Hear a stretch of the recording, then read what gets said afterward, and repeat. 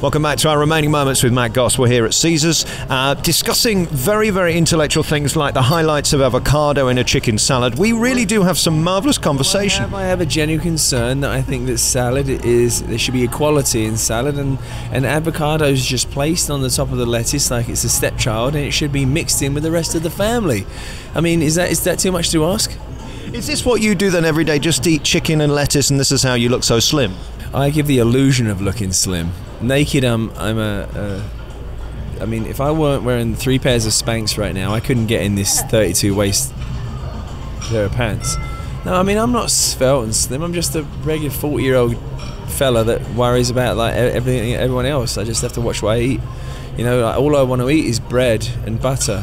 With actually chip butters, I could live on chip butters for the rest of my life if it didn't have such a horrible effect on your arteries. But no, I just, you know, genuinely, I have to be careful, because when you're on stage and you eat too heavy, and it's just like, it's just not fun. It takes singing so physical, you know what I mean? Using your diaphragm, your ribs, your lungs, it's just, you know. Do you think Spanx could be my future? We were just talking about me moving into TV possibly. I mean, Spanx, do you think that could be the difference between me sat here talking to you for radio or maybe getting on the television? I think if you wore Spanx, you should wear very, like, especially the top half, you should wear very short ones so your belly really sticks out. And then I do have a bit of a muffin top, I think they call it. You have a muffin top? I've sort of got a veranda above the toy shop. A veranda above the toy shop. We like to call it the cash and prizes. Oh, really? Yeah. We won't mention the slots. I want to talk about your new album. We talked about it earlier, and the passion that you've put into it and the effort. I don't think I've ever spoken to a star before who spent 3 years dedicating their life to getting something absolutely as they want it. You've put your own money into it, you've put your pride into it, you've put your name into it. This means the world to you, doesn't it? It means everything to me, and also when it's hard to explain Mr. Ron Fair. Ron Fair is probably one of the most meticulous, cerebral people you'll ever meet, and neither one of us are fans of mediocrity. Like, it annoys us, and he'll bring out a reference and goes, "Well, do you know so and so, so and so?" And it'll be a reference from 1936, and we won't continue the session until he finds that clip on YouTube. In fact, there was a 2-hour period of an album, and I said, "Ron, this is ridiculous." And he goes, "No, this person doesn't exist. He must exist. This is great. This is great." And as a harmonica player, a British harmonica player, and I said, and we were on YouTube and we were online and we're trying to find clips, and then it occurred to us, maybe let's check iTunes. And thank God he was on iTunes, and we could continue the session. But that kind of tells you what music means to Ron. And my mum actually said this. She said, "Ron's the first person that's allowed your music to be your music." And Ron said, "Let's build skyscrapers on your music."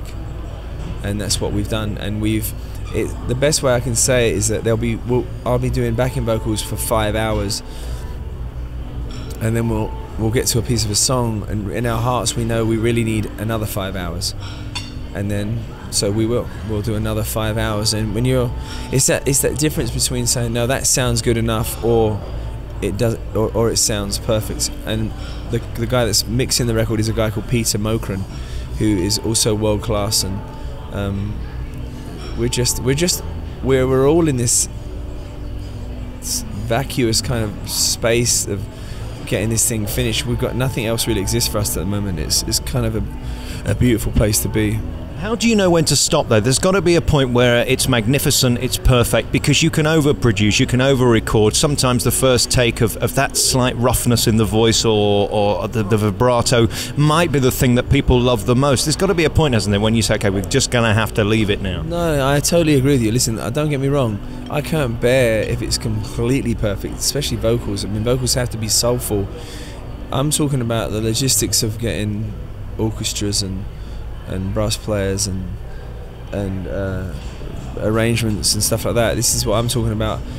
The album is being mixed on the 15th of January, so we are done. I mean, the album isn't like, oh, we're enjoying this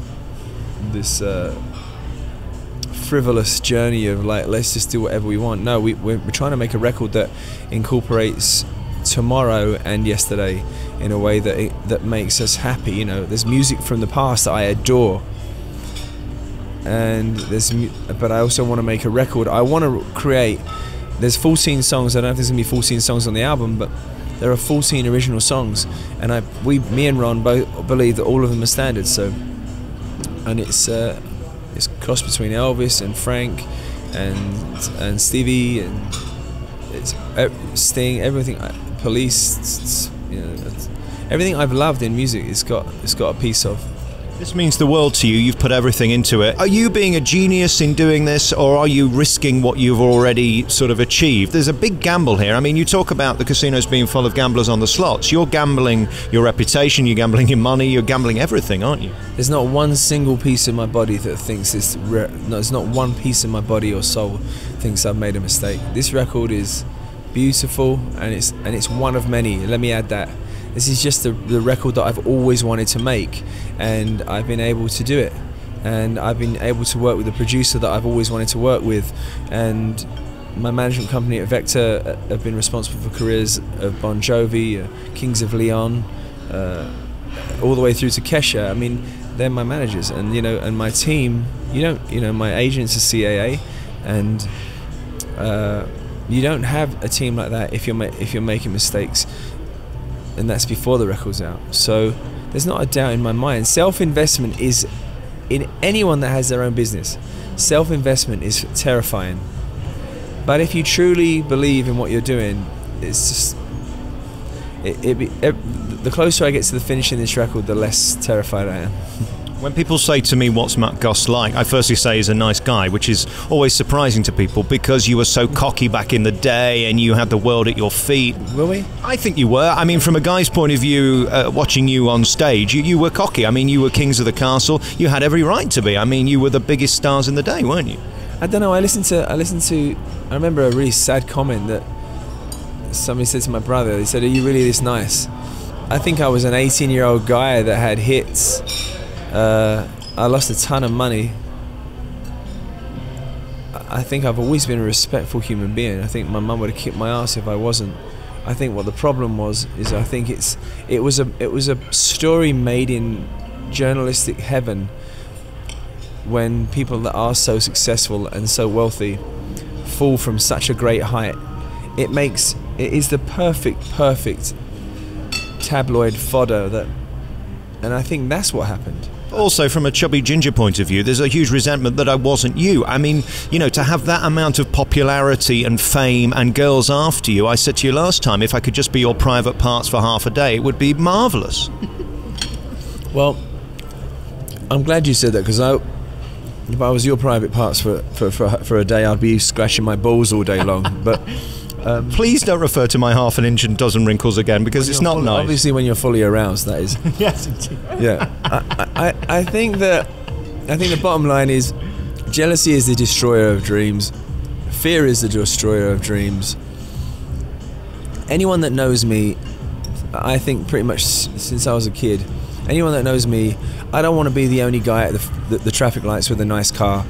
I want everyone around me to feel their absolute best. You can ask anyone around me. I don't give away things that I don't like.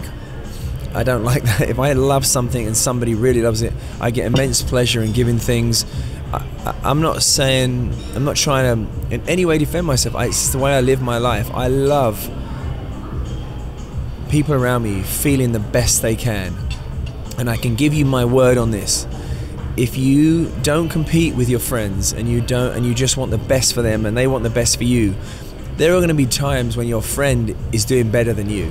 If your friend's a good friend, he's going to look out for you and he's going to pull you up. He may pull you up past himself, but make sure you pull him back up. And it's a never-ending beautiful process. I think it's called Pay It Forward. And I think that that's how I live my life, mate, and that's the honest truth. I couldn't sit in front of, he's been around me for a few days, and what's one of my key concerns for you personally. I feel my best, and I feel like $1 million. But it is. What's the point of it? It's tough. These are people I love, and I get a lot of love in return, and